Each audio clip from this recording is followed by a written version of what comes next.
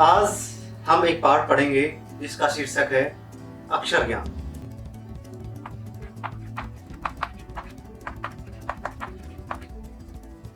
यह पाठ अक्षर ज्ञान आप यूं समझ सकते हैं कि 4 साल के बच्चे से लेकर और ऊपरी कोई आयु सीमा नहीं है। बच्चा जब 4 साल का है तो वह सीधे कोई अक्षर नहीं लिख पाएगा। आप उसके साथ में उसके अभिभावक के रूप में माता पिता भाई बहन जो भी हैं, आपकी सहायता की जरूरत उसे पड़ेगी। सबसे पहले जो 4 साल का बच्चा है, 3 साल का बच्चा है, 3 और 4 साल से पहले बच्चे को आप खूब खेलने दीजिए, उसके ऊपर कोई जोर जबरदस्ती ना कीजिए। 4 साल के आसपास का जो बच्चा है वो अपनी जो भी आड़ी तिरछी रेखाएं बनाना सीख रहा है या बना रहा है, आप उसको आप हतोत्साहित ना करें। आप वो जैसा लिख रहा है, जैसी लकीर खींच रहा है, जैसी लाइन खींच रहा है, शुरुआत में वो एकदम से सीधी लाइन भी नहीं खींचेगा। शुरुआत में जैसी वो आड़ी तिरछी जो भी लाइन खींच रहा है उसको खींचने दीजिए। धीरे धीरे उसकी हाथ पर पकड़ मजबूत होगी। जैसे उसके हाथ में पेंसिल पेन जो भी चीज है, आप चौक या जो पेन कहा जाता है, जो भी उसके हाथ में है, तो धीरे धीरे जब अक्सर उसका हाथ जब उसकी मजबूती आएगी तो वो थोड़ी सी लाइन, इन लाइनों के बाद में थोड़ी सी मजबूत लाइन आप उसको ये लाइन सिखा सकते हैं, सीधी लाइन सिखा सकते हैं, इस तरह की लाइन सिखा सकते हैं। धीरे धीरे, यानी कहने का आप अर्थ ये समझें कि बच्चा शुरुआत में आड़ी तिरछी जो भी रेखाएं वो खींच रहा है उसको खींचने दीजिए और उसके हाथ में थोड़ी सी उंगलियों में, उसके हाथ की मांसपेशियों में थोड़ी सी ताकत आए, जिससे वो अक्षर जैसा चाह रहा है वैसा बनाना सीख जाए। आड़ा तिरछा शुरू में जिसे कह गए जो भी आप समझ रहे हैं, वो शुरू में कोई बच्चा नहीं लिख पाएगा। तो सबसे पहले आपको क्या करना है, वह बच्चा जो आपके आसपास में है, जिसको हमें अक्षर ज्ञान सिखाना है, उसको आड़ी तिरछी रेखाएं खींचने दें। उसके बाद में हम सीखेंगे अक्षर ज्ञान। और शुरू में कोई भी बच्चा, आप ये न मान के चलें कि शुरू में कोई बच्चा कह गए सीख लेगा। शुरुआत में सबसे आपको एक महत्वपूर्ण पुस्तक बताता हूं, जिसे हम देहात की भाषा में कायदा कहते हैं। इस तरह का जो कायदा है जिसमें कुछ तस्वीरें बनी हुई हैं, आ के साथ में अनार की तस्वीरें बनी हुई हैं, आ के साथ आम की तस्वीर बनी हुई है, ई के साथ इमली की तस्वीर बनी हुई है। हालांकि यह कोई स्थायी चित्र नहीं है। आ के साथ कुछ और भी हो सकता है, ए के साथ कुछ और भी हो सकता है, तो जरूरी नहीं है। लेकिन शुरुआत में जो बच्चा है वो चित्र के माध्यम से उसके दिमाग में एक परसेप्शन, उसके दिमाग में एक चित्र बन रहा है कि ये फला चीज है, तो धीरे धीरे वो उसके आसपास में पहुंचता है।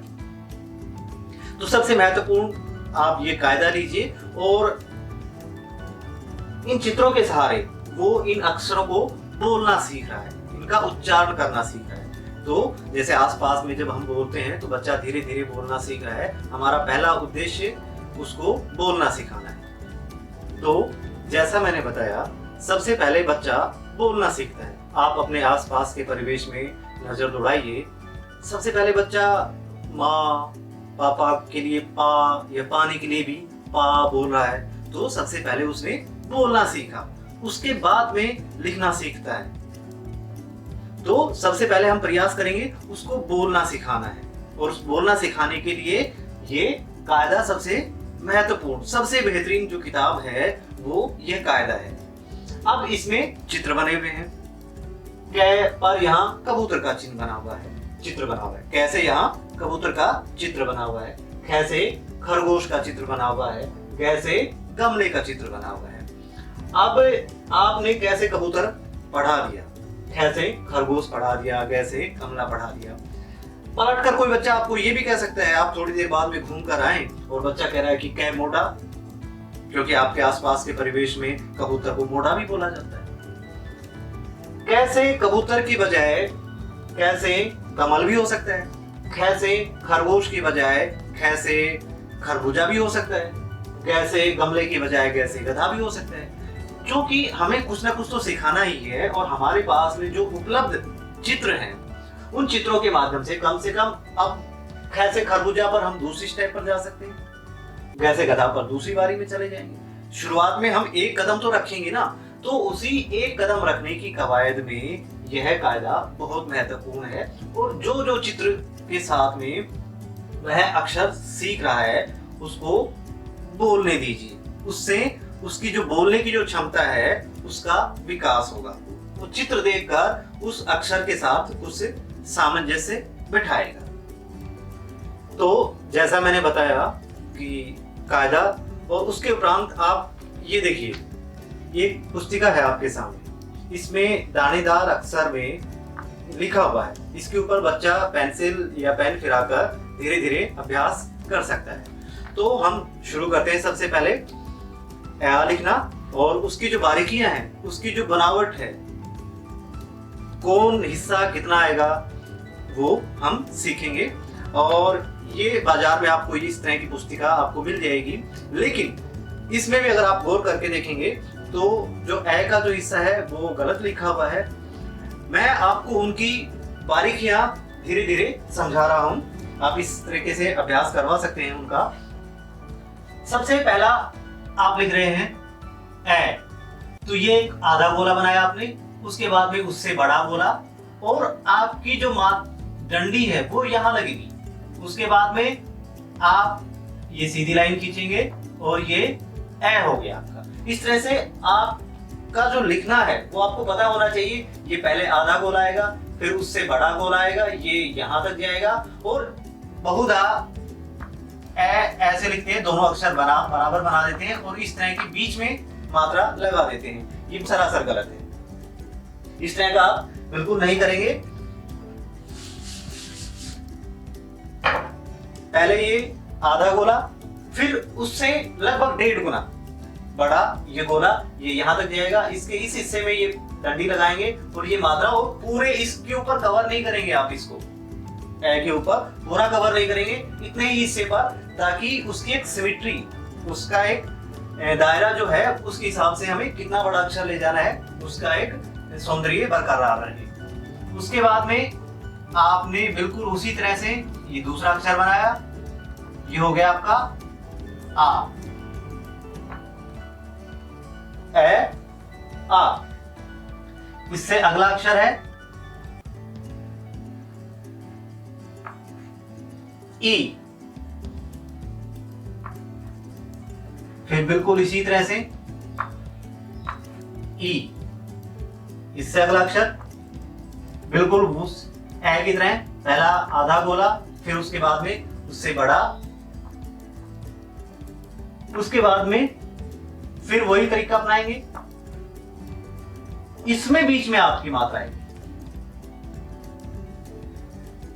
ई, ई। कई बार आपने देखा होगा, कई लोग इसको इस तरह से अभिव्यक्त करते हैं, इस तरह से बोलते हैं, छोटी ई बड़ी ई, छोटा ऊ बड़ा ऊ। ऐसा बिल्कुल नहीं करना है। अगर आपने ऐसा किया तो आपको आने वाले समय में बहुत ज्यादा दिक्कतें होने वाली हैं। हम उसको बोलकर बताएं, ई, इस पर हमें कम जोर लगाना है, इस पर हमें थोड़ा सा ज्यादा जोर लगाना है। ई, ई, ऊ, ऊ। उसके बाद में आता है री। आपने ये बिल्कुल आपने ये बना दिया, अभी आपका री पूरा नहीं हुआ है। ये थोड़ा सा छोटा, आप गौर करिए, थोड़ा सा ये छोटा है, ये इससे बिल्कुल बड़ा है। बिल्कुल बीच में आपने ये इनका ज्वाइंट किया है। ये आपका अभ्यास के बाद में ही ये सब संभव हो पाएगा, एकदम से शायद ना हो। ये जो छोटा मैंने बनाया था, इसके ऊपर आप ऐसी छोटी सी झुकाएंगे इसको, और इसके बराबर तक। यहाँ ये आपका आगे का हिस्सा त्रे का, सॉरी री का हिस्सा पूरा हुआ। त्रे भी इसी तरह से बनता है। इसके बाद में आपने इसके बिल्कुल समानांतर में, इसके बिल्कुल सीध में छोटी सी ए की तरह ही लाइन लगाई। अब चूंकि ये अक्षर थोड़ा सा बड़ा है, अलग अलग आप किताबें देखेंगे, कायदे देखेंगे, उसमें अलग अलग तरह से इसको बनाया हुआ होता है। लेकिन मैं चाहूंगा ये बिल्कुल सही तरीका है, आप इसको फॉलो करें, इसका अनुकरण करें। उसके बाद में आप एक सीधी लाइन इससे नीचे ये एक और लेके आएंगे, बिल्कुल दोनों में बराबर हिस्सा होना चाहिए। और नीचे का हिस्सा ये इसको आप ऐसा करेंगे, ये हो गया आपका री। आप इसको बार बार अभ्यास करें, री। उसके बाद में ये बिल्कुल जहां इनका ज्वाइंट होगा यहां पर ये आएगी। इसके एक तरीका और भी है, कई लोग इसको इस तरह से भी बनाते हैं। आप स्वतंत्र हैं, लेकिन ये ज्यादा इससे उपयुक्त नजर आ रहा है। इसको भी आप गलत नहीं बता सकते, इसके भी, लेकिन ये थोड़ा सा चलन इसका पुराना हो सकता है और ये आपको बनाने में थोड़ी सी असुविधा होगी, दिक्कत होगी। ये ज्यादा आसान है, सुंदर दोनों बराबर है। ए, उसके बाद में बिल्कुल वही तरीका, ये बिल्कुल बीच में जाएगा और ए की मात्रा यहाँ, ये जो ज्वाइंट है इसके ऊपर लगेगी। आप यहाँ नहीं लगाएंगे, आप यहाँ नहीं लगाएंगे, बिल्कुल यहाँ ये जो हिस्सा है अपने, ये इसके जो पेट में लेके आए थे, यहाँ जो खत्म हो रहा है इसके ऊपर ये आई की मात्रा लगाएंगे। ए आई, बिल्कुल ए की तरह वो हमने फिर ये ए बनाया, फिर ये दो लाइनें, बिल्कुल ये सारा आपके अभ्यास पर निर्भर करता है कि आपकी लाइनें कितनी सीधी आ रही। ओ ओ, थोड़ा जोर लगाएंगे इसके ऊपर। और फिर देखिए इसके ऊपर हमने ये मात्रा नहीं लगाई है, इसके ऊपर मात्रा लगाई है। ओ, अगला अक्षर है, फिर वही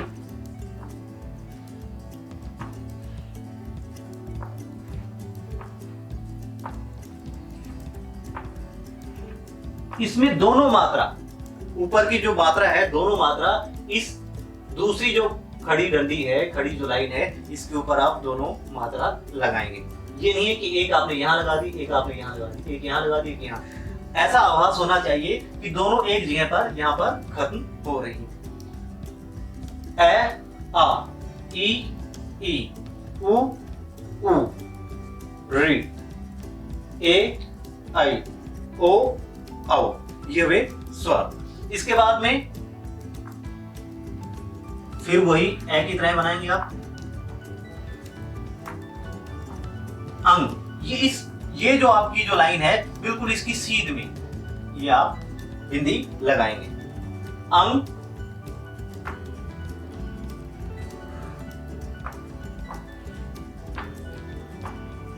ए,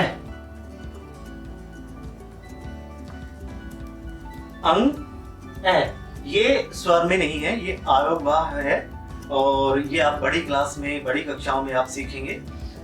ये अनुस्वार है, ये विसर्ग है। तो ये आपका स्वर का पाठ था, जिसे आप अच्छी तरह से अभ्यास करके आप इसको सीख सकते हैं।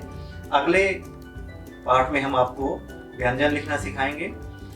क्या क्या क्या मुझे यह पाठ बहुत अच्छा लगा, आपको भी लगा होगा। लाइक और सब्सक्राइब करिए। Thank you.